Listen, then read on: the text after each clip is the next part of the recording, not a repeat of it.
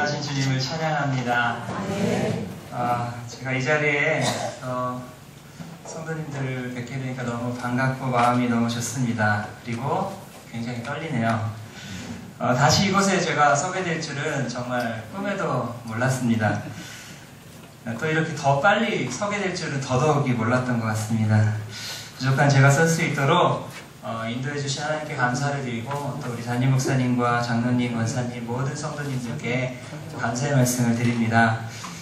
저는 여러분께서 아시다시피 1년 동안 인도네시아에서 단기 선교 중에 있습니다. 그러나 선교사로 불리기에는 너무나도 부족하고 어린데요. 그마저도 다 채우지 못하고 이렇게 갑작스러운 장례를 하고자 한국에 나왔습니다. 지난주에 성도님들께서 많이 위로해 주시고 또 이렇게 격려해 주셔서 정말 감사한 말씀을 다시 한번 드리고요. 제가 지난주에 이곳에 이렇게 처음 이렇게 교회에 올 때 3년 전에 일신교회 처음 방문했었던 때와 같이 굉장히 떨리는 마음으로 왔어요. 그런데 계단에 올라와서 교회 문턱에 들어서니까 좀 어저께까지 제가 여기 왔던 것처럼 마음이 굉장히 좋고 편안하고 따뜻하게 맞아주시는 성도님들 덕분일 거라 생각합니다. 선교사님들이 교회에 오셔서 이렇게 선교 보고를 하시거나 설교를 하실 때 빼놓지 않고 하시는 게 있는데 혹시 뭔지 아시나요? 잘 모르시나요?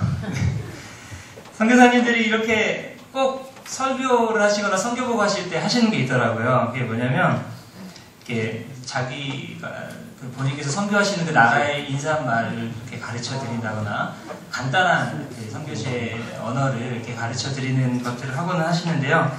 그래서 저도 짧지만 명색이 선교사로 다녀왔기 때문에 그 인도네시아의 인사말을 여러분께 좀 가르쳐 드리려고 합니다. 오늘이 주일이니까요. 주일 인사말을 함께 나눠보도록 할게요. 저를 한번 따라 해주시면 감사하겠습니다. Selamat Hari Minggu. 굉장히 쑥스럽네요. 네. 우리 옆에 분하고 한번 인사를 해보실까요? Selamat Hari Minggu.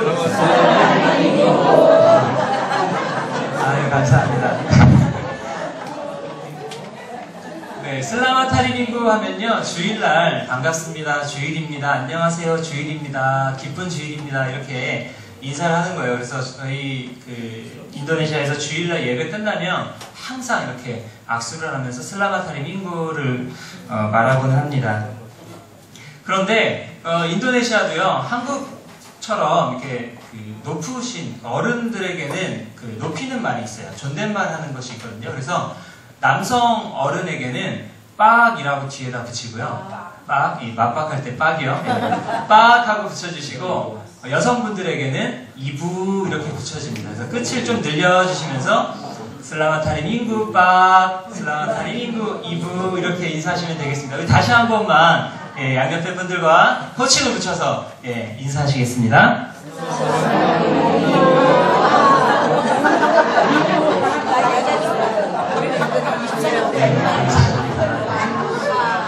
이 정도면요, 인도네시아에서 굉장히 교양 있는 사람으로 대접을 받으실 수 있어요. 이 정도 인사를 하시면. 네.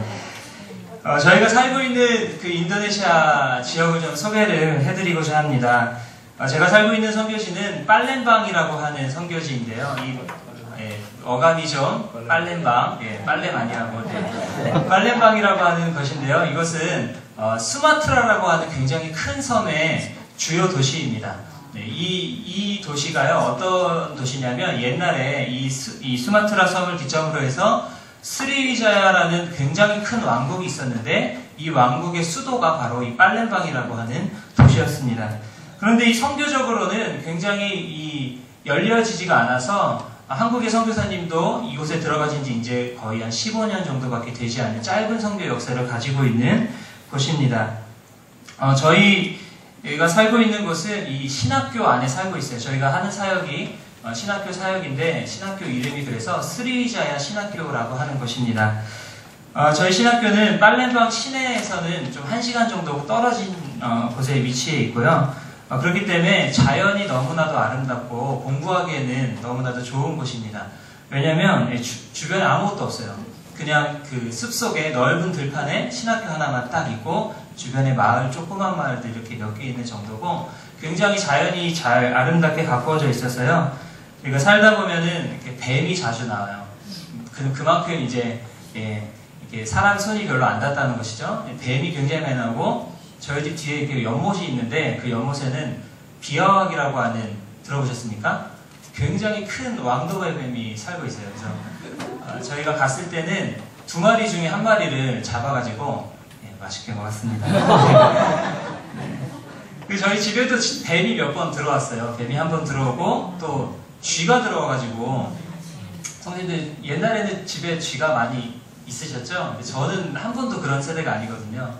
저희 아들이랑 굉장히 놀라가지고 그 트라우마 때문에 며칠을 잠을 잘 못 자고 2번이나 쥐가 들어왔었습니다.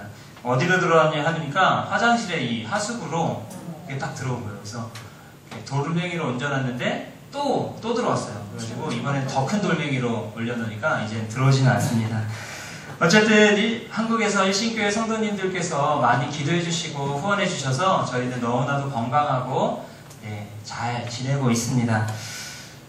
저희 신학교의 학생들을 좀 소개하자면요. 여러 지역에서 여러 종족의 학생들이 이렇게 모여있는 곳입니다.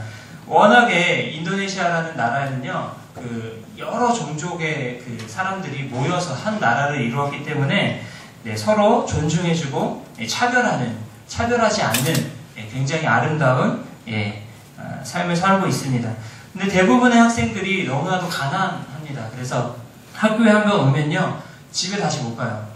그래서 학교에서 5년 동안, 5학년까지 있거든요. 5년 동안 학교에서 살게 되는데요. 대부분의 돈을 한국 교회에서 장학금으로 보내주시고 또 후원해주시는 그 후원금으로 학교 공부를 하고 또 용돈을 받아서 생활을 하고는 합니다.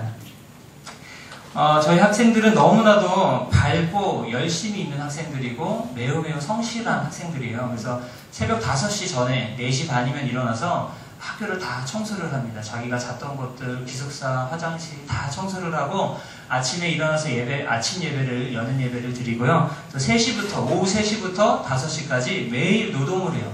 근데 이 노동하는데 굉장히 놀라운 게 뭐냐면 어느 날 갑자기 이 엄청 컸던 나무가 저희 집 앞에 있었는데 갑자기 사라졌어요.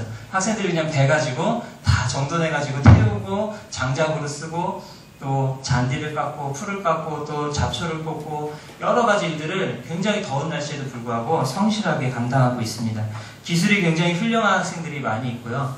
이 학생들이 그렇게 열심히 기술이 좋다는 이유는 뭐냐면 19살, 20살 때까지 집에서 공부는 안 하고 노동만 한 거예요. 일을 너무 많이 한 거예요. 농사일을 너무 많이 한 거예요. 그래서 학교 와도 그것이 너무 자연스럽게 잘 하고 있습니다. 근데 저희 선교사님들께서 조금 걱정하시는 건 뭐냐면 이제 좀 공부를 많이 잘 해야 되는데 공부 쪽에 너무 부족해서 여러분들 생각나실 때마다 인도네시아의 신학생들이 공부를 잘 할 수 있도록 그래서 훌륭한 목회자로 저희 학교를 통해서 양성될 수 있도록 기도해 주셨으면 감사하겠습니다. 짧게 저희 신학교 소개를 마치고요. 제가 신학교에서 저희 가정이 살면서 경험하고 느꼈던 것, 또 하나님의 은혜를 체험했던 것을 짧게 여러분과 함께 나누고 싶습니다. 팔렘방이라는 지역에 설레는 마음과 또 기대하는 마음을 가지고 도착했을 때 제일 먼저 제 안에 무슨 마음이 드셨는지 아십니까, 여러분? 막 기쁘고 드디어 왔다. 인도네시아 이제 내가 1년 동안 선교해야지 하고 왔는데요. 저는 너무나도 두려운 마음과 긴장과 그 부담이 너무 컸습니다. 왜냐하면 저희 아내와 아이들을 데리고 낯선 곳으로 가니까요.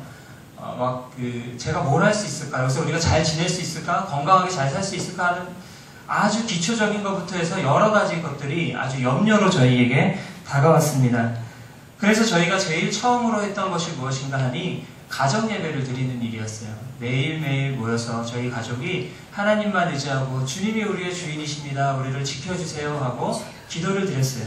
그렇게 예배를 계속 드리니까 처음에는 너무나도 어색한 거예요. 가족끼리 예배를 드리니까 찬송을 부르다가 웃음이 막 나기도 하고 예배 때 집중되지 않고 아이들이 막 빨리 끝내라 그러고 언제 끝나냐 그러고 그만하라 그러고 막 이런 일들이 빈번했습니다. 그런데 매일매일 저희가 예배를 하루도 거르지 않고 계속 드리니까 이제는 아이들이 참 예배를 잘 드리고 가정이 하나님이 주인 되시는 가정이 이런 거구나 하는 것을 저희가 몸으로 좀 느낄 정도로 잘 훈련된 것 같습니다.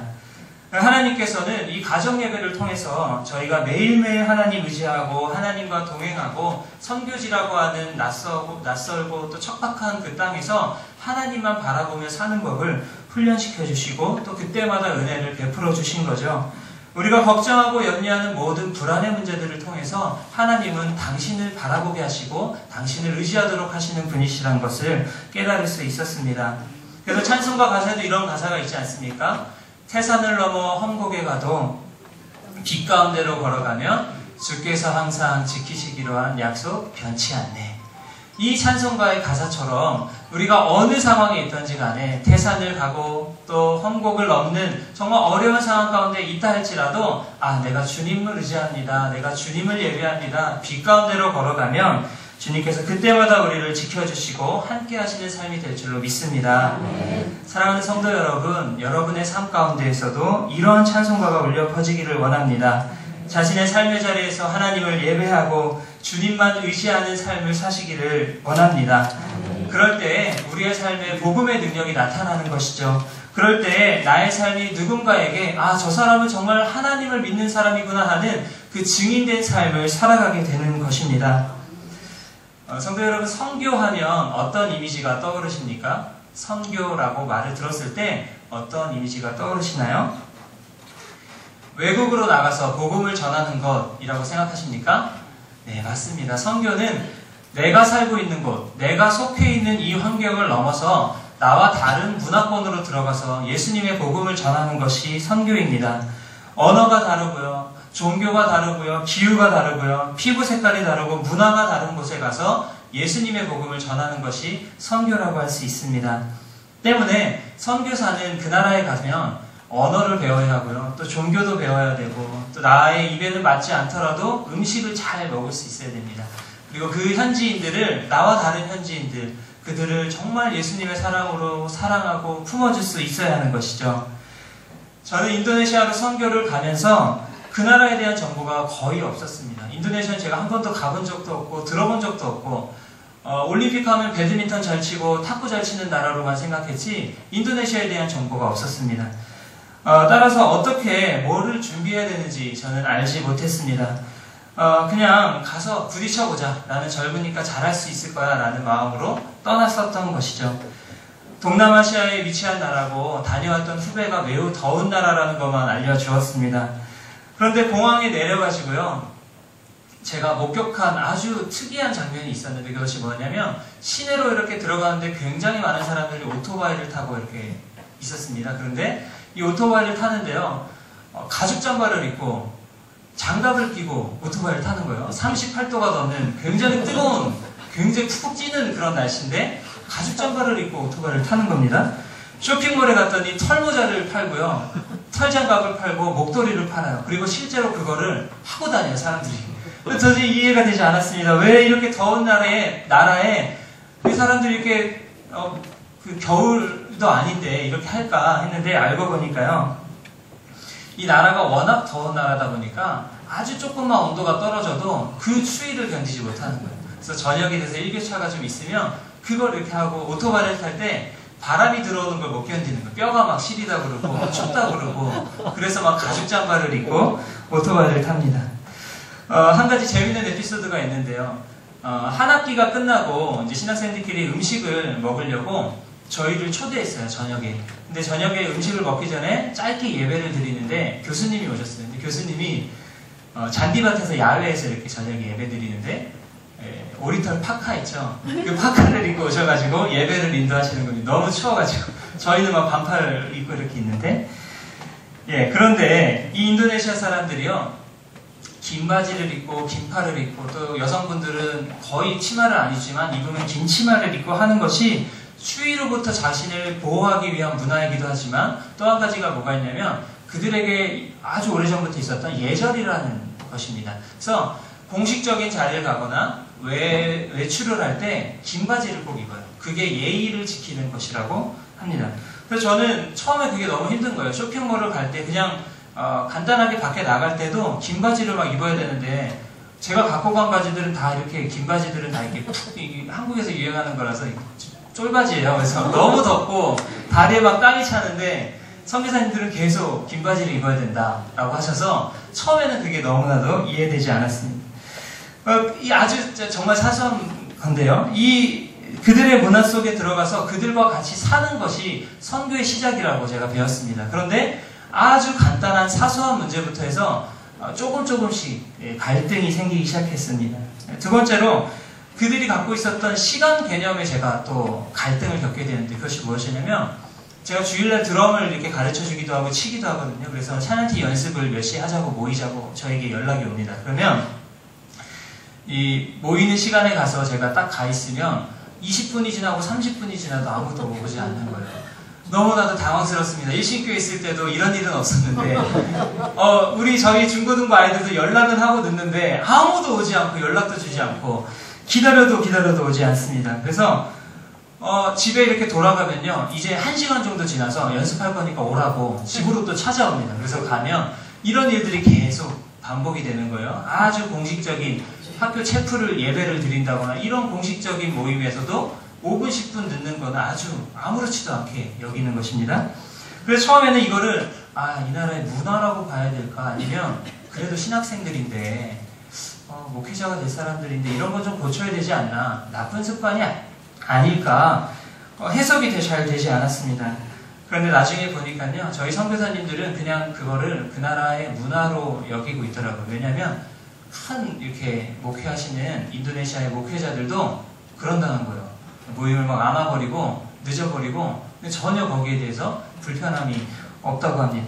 그리고 물건을 가져가면요 물건을 잘 돌려주지 않아요. 나한테 뭐를 빌려달라고 가져가고 제가 말하기 전까지는 주지 않아요. 말을 해도요 두세 번 얘기를 계속해야 줍니다. 그 나라의 문화이죠. 그 나라의 그냥 아주 일상적인 생활 양식인 것이었습니다.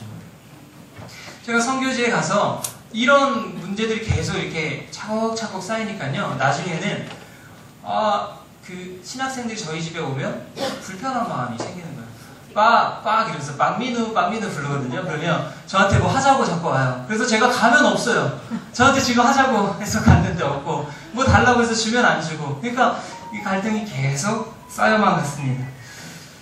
제가 시간이 흐를수록 제 안에는 한국 사람과 인도네시아 사람을 비교하는 것들이 생기기 시작했어요.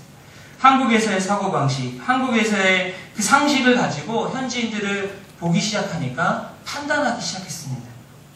로마에 가면 로마의 법을 따르라는 것처럼 인도네시아에 갔으면 인도네시아 사람들의 생활 풍습을 따르고 인도네시아의 문화의 옷을 입어야 하는데 제가 그러지 못했던 것이죠. 제가 너무 교만했습니다. 그런데 오늘 성경을 보니까 성경은요 우리에게 뭐라고 말씀하고 계십니까? 자신을 낮추고 남을 나보다 낮게 여기고 또 스스로 종의 형체를 가신 예수님의 그 마음을 본받으라라고 말하고 있는 것입니다. 선교지에 와서도 내 뜻대로 하고 싶고 내 마음대로 하고 싶고 내 고집대로 하고 싶고 내가 하던 대로 하고 싶어 하는 그런 마음들을 낮추지 않으면 결코 선교가 되지 않는구나 라는 것을 말씀을 통해 깨닫게 된 것이죠.